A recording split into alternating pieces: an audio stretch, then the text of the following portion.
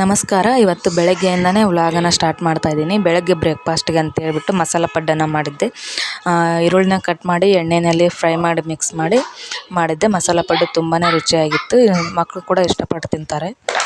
ಹಾಗೆ ಪಡ್ಡು ಮಾಡೋದಕ್ಕಿಂತ ಈ ರೀತಿ ಮಾಡಿ ತಿಂದರೆ ಸ್ವಲ್ಪ ರುಚಿನಾಗಿರುತ್ತೆ, ಇನ್ನೊಂದು ಸ್ವಲ್ಪ ಜಾಸ್ತಿನೇ ತಿನ್ಬೋದು. ಹಾಗೆ ಮಧ್ಯಾಹ್ನಕ್ಕೆ ಅಂಥೇಳಿ ಸಾಂಬಾರನ್ನ ಮಾಡೋಣ ಅಂತೇಳಿ ಸಾಂಬಾರು ಮಾಡಿದ್ದೆ. ಸಿಂಪಲ್ಲಾಗಿ ಈಸಿಯಾಗಿ ಆಗುವಂಥ ಸಾಂಬಾರು.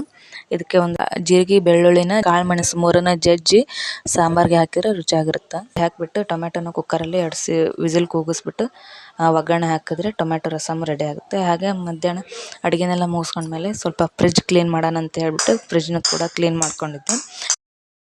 ಸಾಯಂಕಾಲ ಆಯಿತು ಅಂದರೆ ಏನಾದರೂ ಸ್ನ್ಯಾಕ್ಸ್ ತಿನ್ಬೇಕು ಅನಿಸುತ್ತೆ. ಅದಕ್ಕೋಸ್ಕರ ಇವತ್ತು ನರ್ಗಿಸ್ ಮಂಡಾಳನ್ನ ಮಾಡೋಣ ಅಂತ ಹೇಳ್ಬಿಟ್ಟು ನರ್ಗಿಸ್ ಮಂಡಕ್ಕಿ ಮಾಡ್ತಾಯಿದ್ದೆ. ವೆರಿ ಈಸಿಯಾಗಿ ಫಸ್ಟ್ ಟೈಮ್ ಮಾಡಿದ್ದೆ, ತುಂಬಾ ರುಚಿಯಾಗಿತ್ತು. ಮತ್ತು ಮುಂದಿನ ವಿಡಿಯೋದಲ್ಲಿ ಸಿಗೋಣ. ಬಾಯ್. Thank you.